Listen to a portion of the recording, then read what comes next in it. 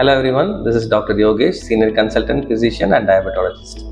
So இன்றைக்கி நம்ம எதை பற்றி பார்க்க போகிறோம்னா ட்ராபிக்கல் டிசீசஸ்.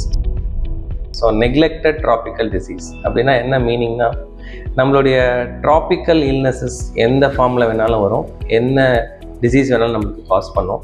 அதில் முக்கியமான 2 டிசீஸ் பார்த்தோன்னா, ஒன்று ஸ்க்ரப் டைஃபஸ், இன்னொன்று வந்து இந்த லெப்டோஸ்பைரோசிஸ்.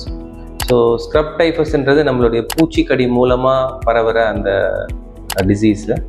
இது எப்படி நம்மளுக்கு ஹார்பர் ஆகுது அப்படின்னு பார்த்தீங்கன்னா, நம்ம வீட்டை சுற்றிலும் நிறைய மரம், செடி, கொடி இதெல்லாமே நிறைய பேர் வீட்டில் இருக்கும்.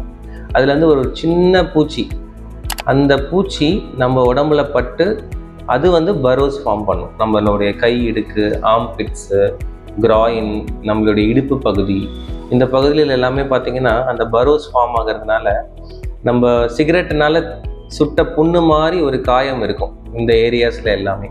ஸோ இது இருந்ததுன்னா நம்ம high degree of scrub typhus suspect பண்ணணும். ஏன் இந்த ஸ்க்ரப் டைஃபஸ் இம்பார்ட்டன்ட் கேட்டிங்கன்னா, இது வந்து நம்மளுடைய லங் டேமேஜை காஸ் பண்ணும், பிரெயின் டேமேஜை காஸ் பண்ணும், கிட்னி டேமேஜை காஸ் பண்ணும், உடம்புல இருக்க எந்த ஆர்கன்ஸை வேணாலும் ஃபெயிலியருக்கு காஸ் பண்ணும்.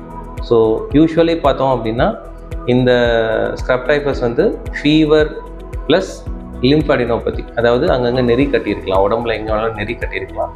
3வது பார்த்தோன்னா நம்மளுடைய லிவர், ஸ்ப்ளீன், இது எல்லாமே வந்து வீக்கத்தை தரும்.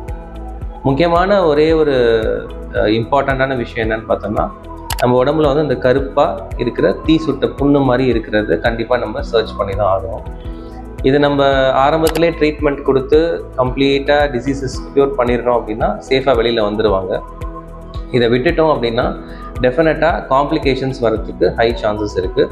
இதனால் மல்டி ஆர்கன் டிஸ்ஃபங்க்ஷன் சிண்ட்ரோம்ன்ற மிகப்பெரிய ப்ராப்ளம் வந்து உயிரிழப்பு ஏற்படுறதுக்கு கூட வாய்ப்பு இருக்குது. ஸோ அதனால் வந்து ஸ்க்ரப் டைஃபஸ் டிசீஸ் வந்து ஒரு நெக்லெக்டட் டிசீஸ் தான் நம்மளுடைய இந்த ஏரியாவில், எஸ்பெஷலி சென்னை ஏரியாவில்.